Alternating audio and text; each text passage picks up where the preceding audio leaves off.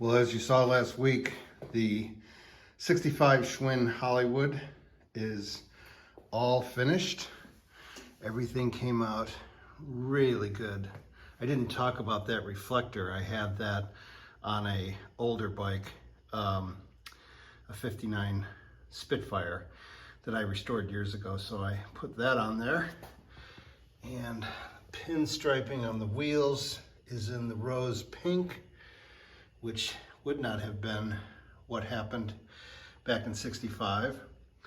The struts came out good. I had one little hiccup on this one, but I have some struts, so at some point in the future I'll replace it. The chain guard came out great. Seat looks good. And as you could tell, I talked about this back in episode 10 or 11, where I had messed up that decal. And then I went ahead and messed up the seat post decal as well. But I have to give a shout out to Daniel Venturi at bicyclebones.com. He is the one I bought the decals from.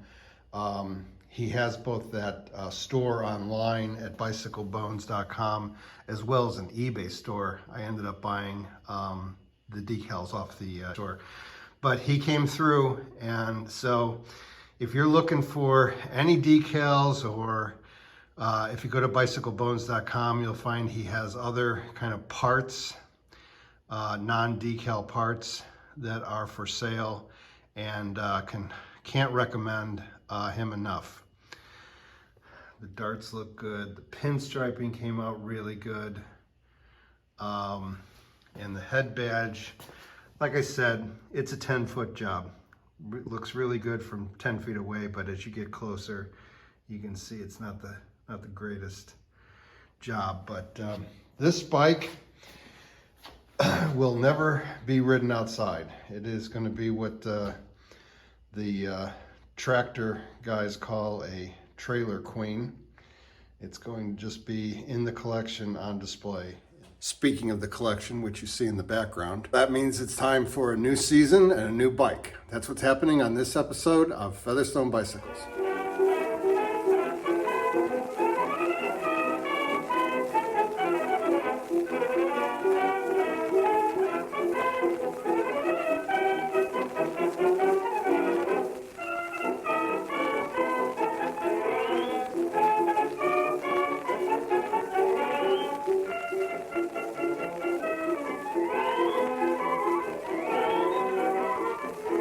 Project for season 11 is a 1954 Schwinn Traveler.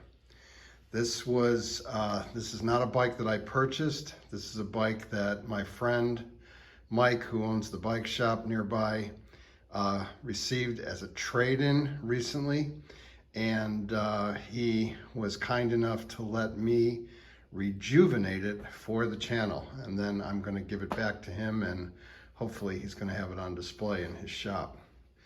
So let's do a little walk around. There's some things pretty unique to this older Schwinn, definitely the oldest Schwinn I've ever worked on. Previous to that, it was that 1959 Spitfire I just mentioned earlier. Not for the channel, but it is complete. Everything that was original on this bike is there, and in pretty good shape. I mean, the struts for the fenders are in good shape. The paint is in very good shape. There's one little part on the other side of the crossbar, which I'll show you when I get it up on the stand, that's a little damaged. The seat has seen better days, but he wants everything to be original. So we're going to do the best job we can to rejuvenate that seat and put it back on. Even the generator, we looked up in the 54 catalog, was on this version of the bike, and it is a 3-speed. The Sturmey Archer hub there, very greasy as usual. The person who owned this bike, I'm assuming, was left-handed because that shifter normally would be up here. So they rigged it around so they could use their thumb on the left-hand side. And then of course it has the headlamp. Also unique to these older Schwinn's is that there's a fork lock, and it even still has the original key, and it works. So that's kind of cool. The other thing that's kind of cool about this older, excuse me, Schwinn is the difference in the head badge, where these wings were coming off on the left and right. Never seen that before. And it's very similar to the wings you see on the Schwinn decals on the crossbar and the down bar and on the seat post. This bike came from, you can see that it came from, some of the decal is missing there. You see that streak of the green paint on the left-hand side, but it says Ahern's Cycle Shop, I believe it's what it's called. Some number, possibly a 5338 West 63rd Street in Chicago. That blows me away because that is the neighborhood I grew up in on the south side. So I'll have to do a little bit of research on that. Mike even has the original Schwinn saddlebag that would have been on this bike per the photo in the catalog, in the 1954 catalog. So we're gonna fix that up and put that on the bike, and it will be all original. So let's get it on the stand and start taking it apart. Well, this is crazy. I was just looking, I was looking to put the bag on the shelf so I can get to it in a future video, and I said, you know what, let's look inside. It didn't sound like anything was inside, but there was a new old stock in the box tube for the wheel. I guess we know they're 27 by 1 1/4, and it says it comes from the Dorsey Cycle something. Pretty cool. Well, I spoke too soon about that inner tube. That bag must have been from another bike because I was just getting this up on the stand, and these tires are actually 26 by 1 3/8, but they do appear to be the originals because right there you will see it says Schwinn Straight Side Sports Touring, and the back one says the same thing, and right there it says Schwinn Tubular Rim. Pretty cool. One other thing I'd note is that there's one of these leather reflector, or leather strap with a green reflector in the front. Mike mentioned what that was called, and I don't remember, but you might recall I pulled a couple of those out of the Schwinn honey hole.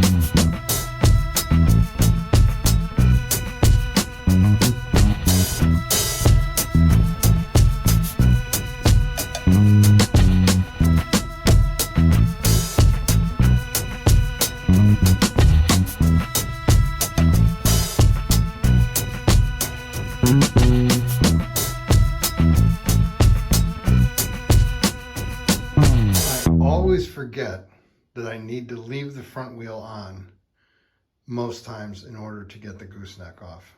I end up taking the front wheel off, then try to get the gooseneck off. Can't get any leverage because I don't have the tire to, put between my knees, and end up having to put the front tire back on. One thing I wanted to tell you in this brake was that it is a 20-inch frame as measured from the top of the seat post down to the center of the bottom bracket. So 26-inch wheels by 1 3/4, 20-inch frame, and you will also notice that the whiteboard is completely blanked because this bike is complete. One thing we did talk about was that there is still the cable stop on the end, or the tie off, whatever they're called, original. The one in the back, as you can see, was off and it's all frayed, but we wanted to keep it as original as possible. Well, completely all original. So we are going to continue to use this cable. I'm just going to try to repair it as much as possible and then put a new cable stop on there. I may have an old one like those original ones from back in the day, but if not, I'll just put a new one on there.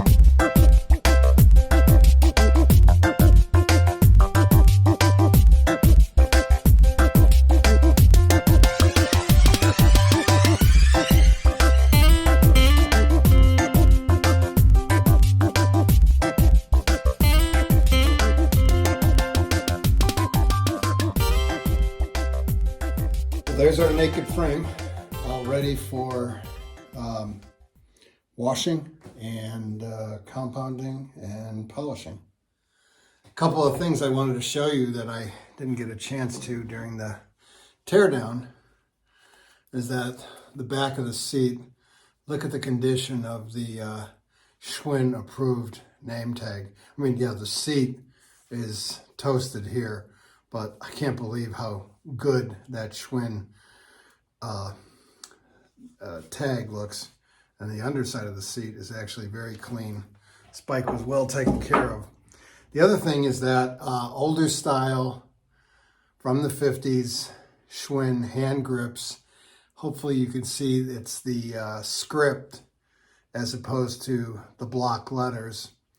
And also these hand grips, if you can see here how much thicker they are than ones later on in the 60s and 70s.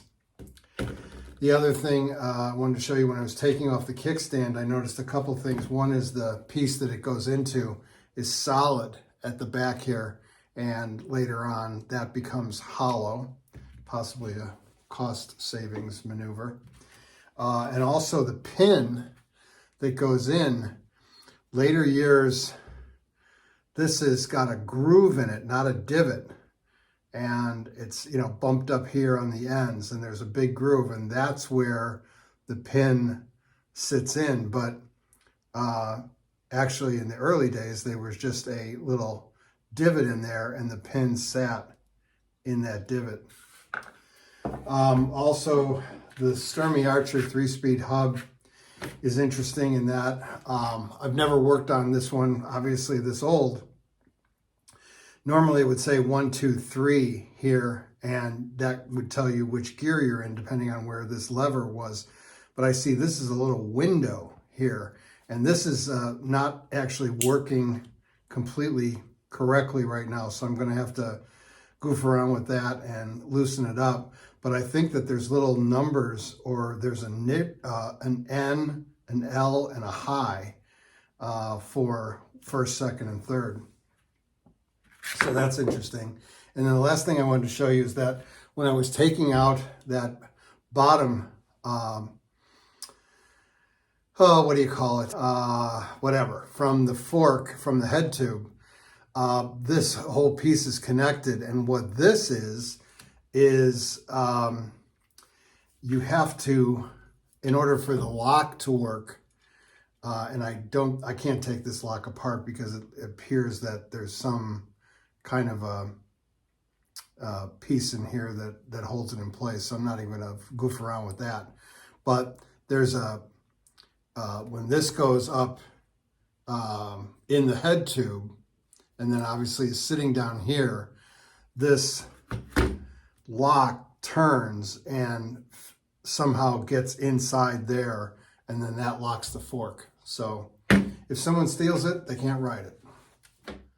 Well, there's everything in all its glory, including the wheels and the fenders down there, and of course the frame. Thanks for sticking with me, and I hope to see you next time on Featherstone Bicycles.